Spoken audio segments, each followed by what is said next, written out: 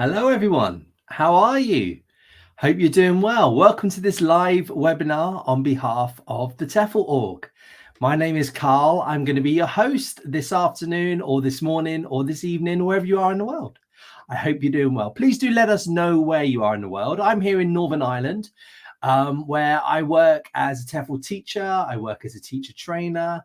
I work as a TEFL examiner. I work as an online trainer, online examiner, face-to-face. I do a few different things in TEFL. I've been lucky enough to have taught in many places around the world, including the Middle East, which is the topic of today's webinar.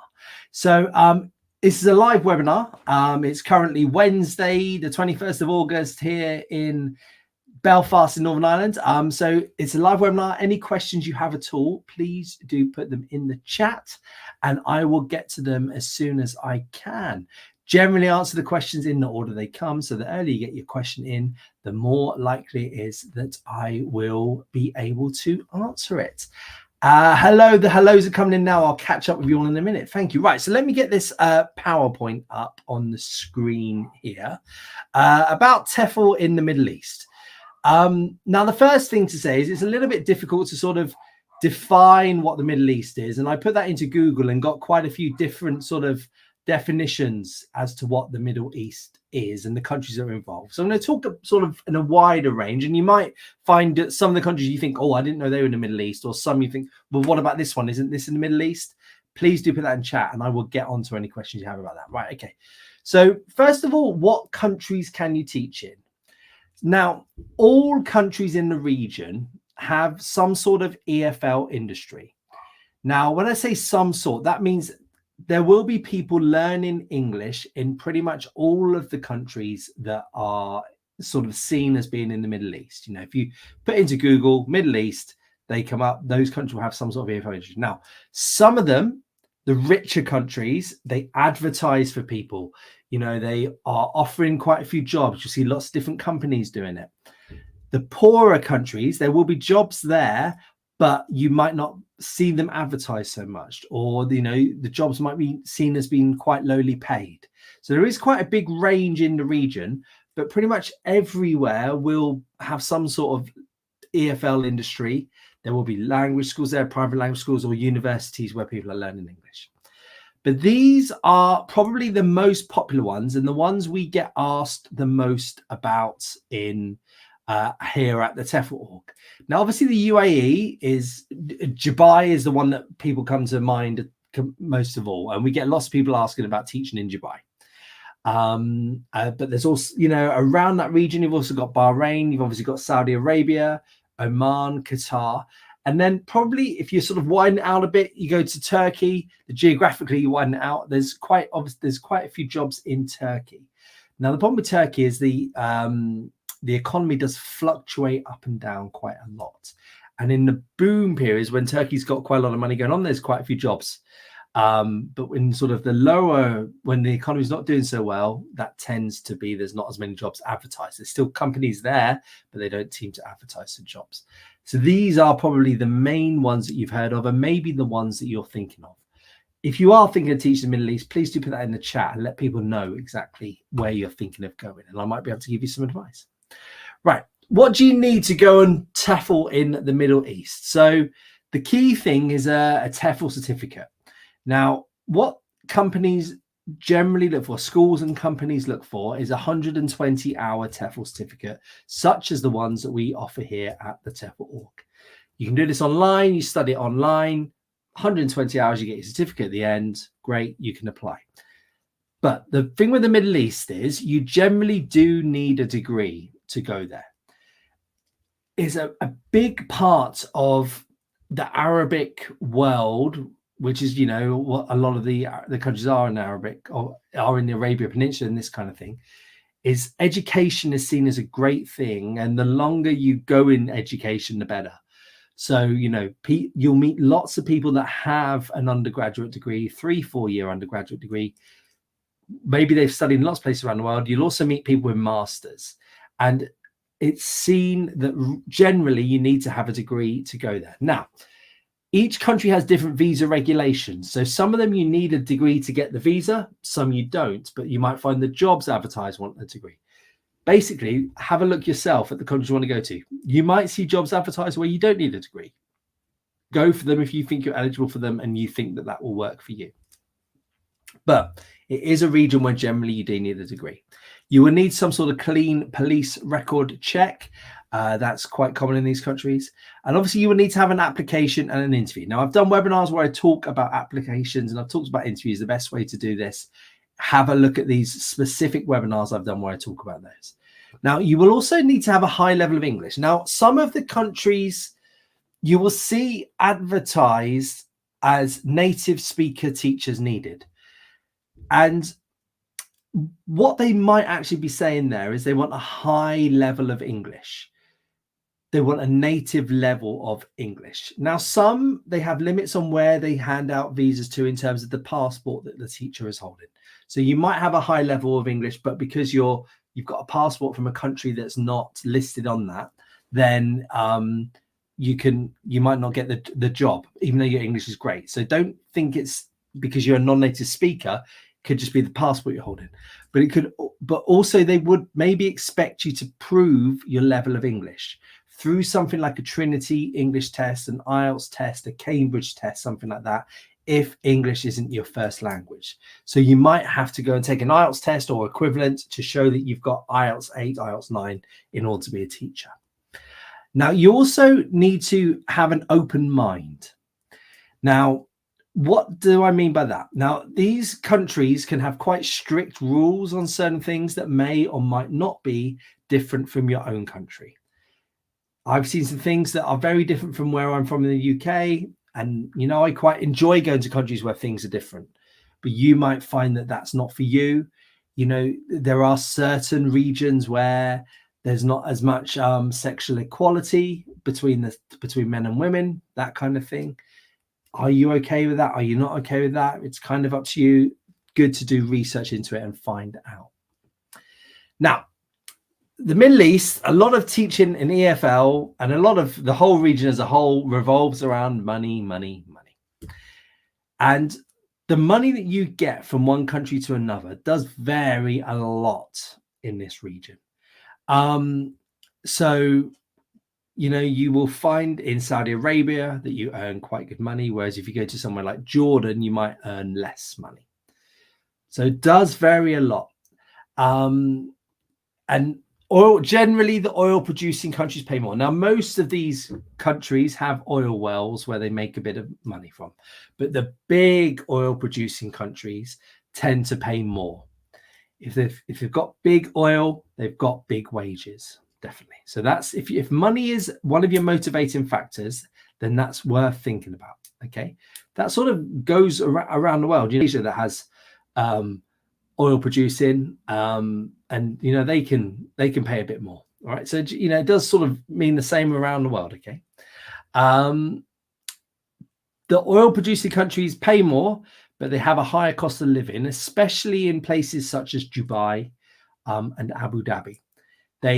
You will pay more to live there. Rent will cost you more. Going out will cost you more, that kind of thing. But the wages are higher. So there we go. It is a very good region to save money mainly because there's little to no tax in most of the places.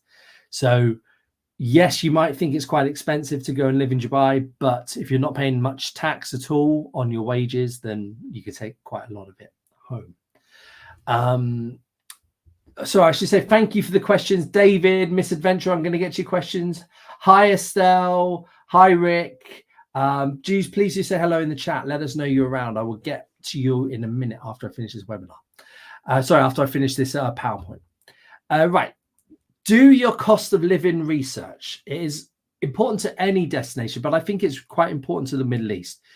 Because if you see wages that look low, it might be because you're in a region where the cost of living is less, and actually you might be able to save a bit of money. So some things in the Middle East can be quite expensive. A lot of this does depend on you, and it depends on the sort of lifestyle you want to live. You know, there's very expensive places to eat in Saudi Arabia. There's very expensive places to eat in the UAE. If you want to go and eat in those places, it's going to cost you a lot of money. But if you're very happy to eat more local food and cheaper food, you can definitely live quite cheaply. However, it is a lot of cost of living. A lot of it is cheaper than Western countries. So rent is still cheaper than London on average, cheaper than New York, probably cheaper than Sydney. So it's a lot cheaper than Western countries. The wages are pretty good. You can generally save a bit of money. Now, this is one of my favorite websites. It is called numbeo.com. I'm just going to quickly show you it. And basically, you just go on there and you can put in the cost of living into any sort of city in the world. And I compare it to London. I'm London. So if you go living in Jordan, in Amman is 50% less expensive than London. Okay. Rent is a lot cheaper. This is sort of your estimated living cost for a family of 4, one person, that kind of thing. Now, if you type in there Dubai, you can also get the prices up for Dubai, and you see it compares to the last place you're in. So you can change all this kind of thing here, which you got to do by default. But you can see that Amman is more expensive than Dubai. Sorry, Amman is cheaper than Dubai. We would expect that, all that kind of thing. But you can see how much things cost, and it's worth going in there and having a look at that and making sure that you know exactly what you're getting into and being honest with yourself. What sort of lifestyle do you want to have? Good website, that one. Right. Also, check what package you get from your employer. So some companies will pay you accommodation. Some will give you money towards accommodation, but not actually find it and pay for it. So then you might have to then find that. Maybe you can make a bit of extra money that way by getting a cheaper place and pocketing the difference. So it's worth doing a whole load of research and just sort of checking what kind of money you can make there. Right. What are some of the typical jobs in the Middle East? So university jobs are very, very common. Now, a lot of university courses are given in English in many universities in the Middle East. So they are looking for maybe specialized lecturers, or they are looking for academic English teachers to help the local students to write, to speak, to listen to lectures, to read essays, that kind of thing at universities.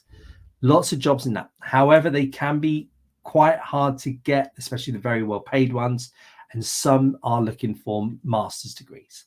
So public schools, where you go work in at the local schools, teaching the teenagers, the kids, whatever it might be, lots of jobs advertising that. And you'll see lots of recruitment agents that do work for a country sometimes to recruit for the public schools. Then there's private language schools. These tend to work in the evenings, at the weekends. And these are privately owned by an individual, and you'll do sort of business English. You'll do exam preparations, that kind of thing. International schools are primary schools or high schools, what we call them in the UK, elementary, middle schools, that kind of thing, which are privately owned by a company usually, and they teach people from locally who want to have a sort of international education. So it might follow a curriculum from America, from France, from the UK, or from Australia, something like that. International schools. And again, these can be quite difficult to get into, but once you get into them, they do pay pretty well. And there's usually lots and lots of private students wanting to study abroad. So you can, if you've got time, supplement a lot of your income with private students. Or if you can go in there on like a digital nomad visa, or you can go in there on like a local work visa, or you're not tied to a company, you can generally find your own students and you can make a bit of money doing it that way. Right, here are some useful links. So when I say links, the link for this one was too big to put on the screen. So type into Google the UAE Ministry of Education. They have jobs sometimes advertised on there, or they help you to get into jobs that way. We have our own guide to teaching the Middle East. If you go to something like this, you can do it. We also have a blog page and a search. Let me just show you that, where you can type in pretty much any country. So if you go to blog here, this is our own website, TEFL.org. you go here, you can search. Let's type in Oman. Does anything come up for Oman? TEFL country guides. Oh, I've not found the right one there. Sorry. Let's type in Dubai there. I should have prepared this one better. Why is it not working? It always come up there. Usually comes up there. I'm not doing it rightly. Just wait there. Do you know what, Alan, who's monitoring the chat, he's going to put in some links in there to the TEFL guides to Dubai and things like that, because they are in there. I've just not found them very well. But if you go through there, go on this link first of all. That'll give you an overall guide to the Middle East. Then there are specific job websites. TEFL.org has jobs advertised on there. Then these ones are worth looking at as well. Ed Arabia, Jubizzle, now Kuri Golf, they sometimes have jobs advertised on there for EFL. They also have lots of different jobs advertised on there. ESL Cafe also has jobs. Thank you. Alan has just put into the chat the guide to the UAE, and there are others on there as well. I don't know why this didn't come up. It's probably because I typed in Dubai and not UAE. Thank you very much. So these ones are worth looking at, and also the ones that Alan's put in the chat as well that you should be able to see. Right, now just to widen it out the region a bit, places that you might not have thought about. So the UAE, you've got Dubai, you've got Abu Dhabi. There's also Sharjah there. There's usually lots of jobs advertised there. It's seen as a lot more peaceful than Dubai. Now, some of the rules there are slightly more stricter, but I know people that work there, they really enjoy the calmness that sometimes comes about from working there. Might be worth thinking about. Jordan, which has great tourist destinations, worth having a little look at jobs you could find around there. I know a few people I did my training with who lived in Jordan and really, really enjoyed it. Kuwait is a good money spinner. There's good wages there. They tend to give you good packages, and they tend to also, there's not really a huge amount to spend your money on. So it's a good way to make a bit of money there. And if you go widen it out a bit more, Egypt, obviously, there's loads of jobs in Cairo, but also in different places around it. Really good tourist destinations, obviously really good beaches as well. Now, Azerbaijan, I lived in Azerbaijan. I worked in Azerbaijan for a bit. It's got oil, so it pays well.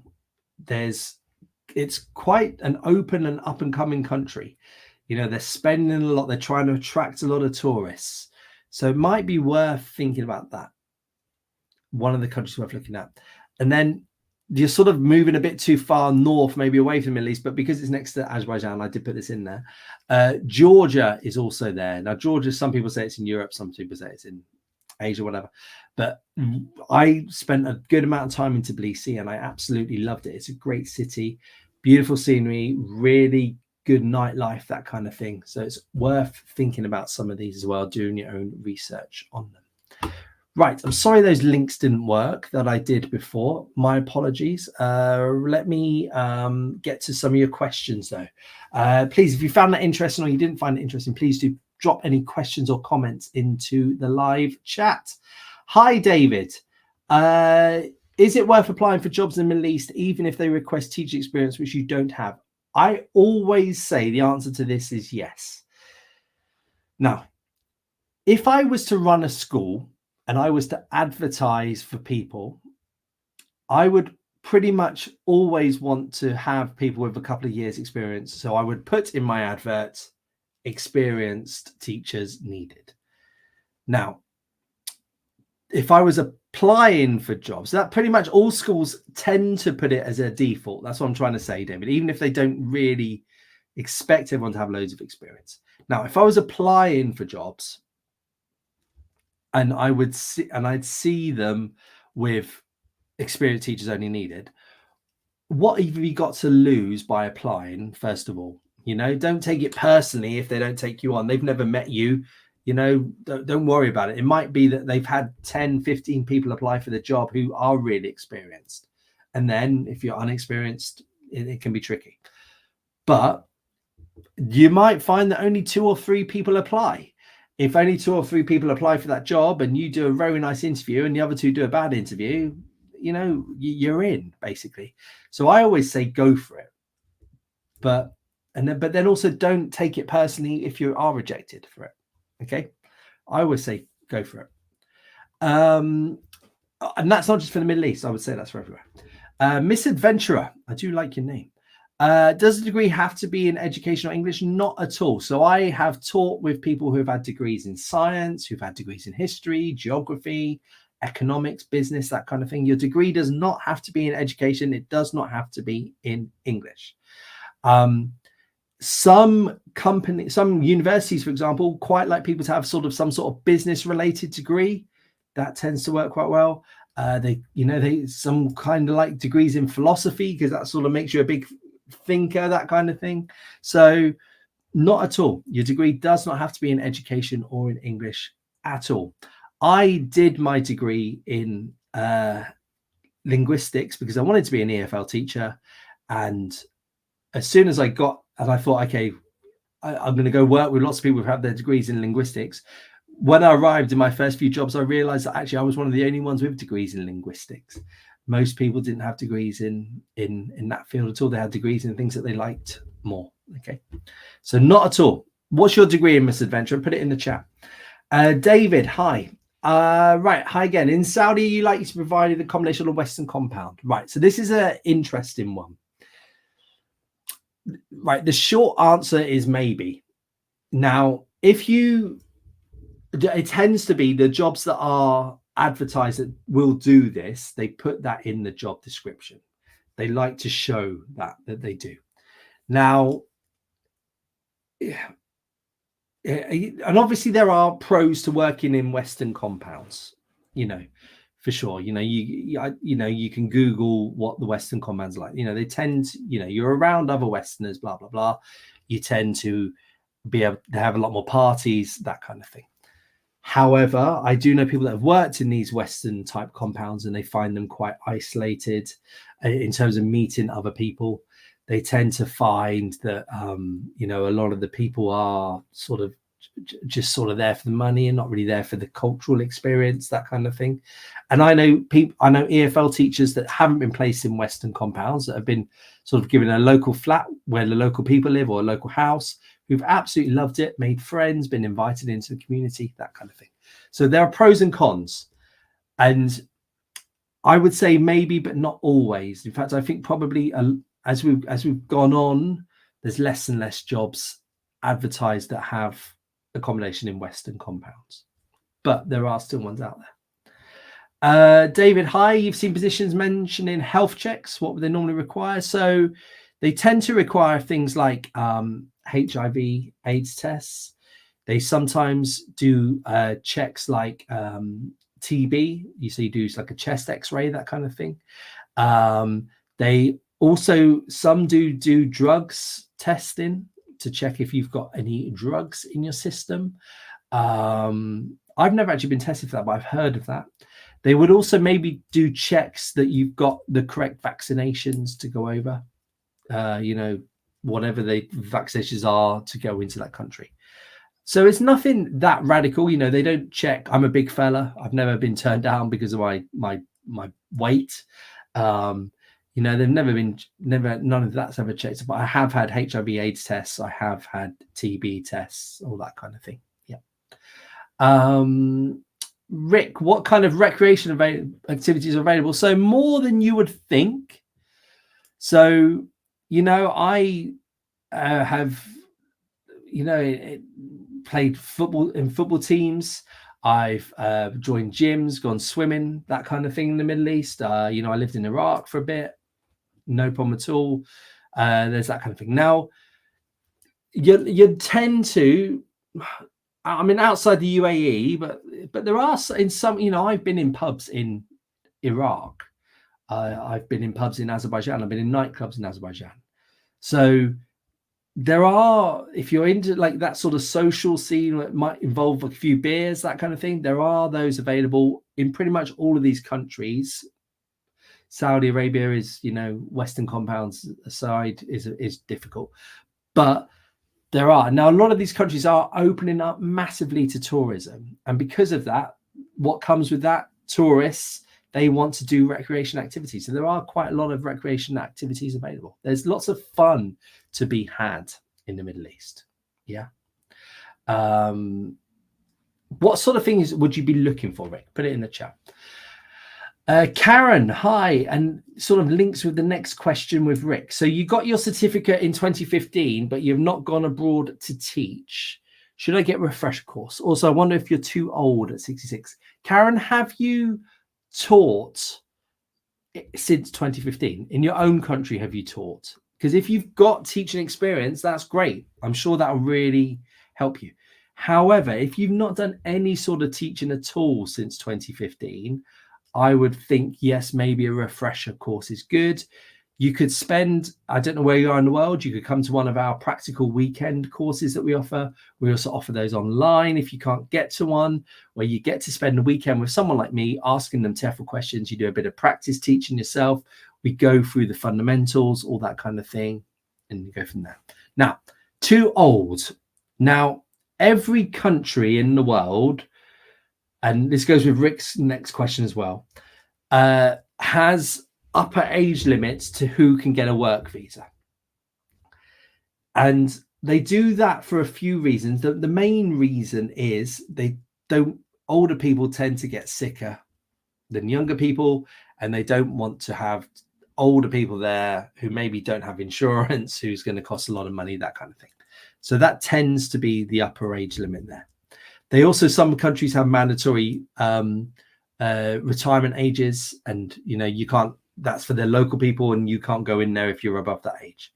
Now, I have taught with people who abroad who are older than 66, but you do have to sort of think carefully where you want to go.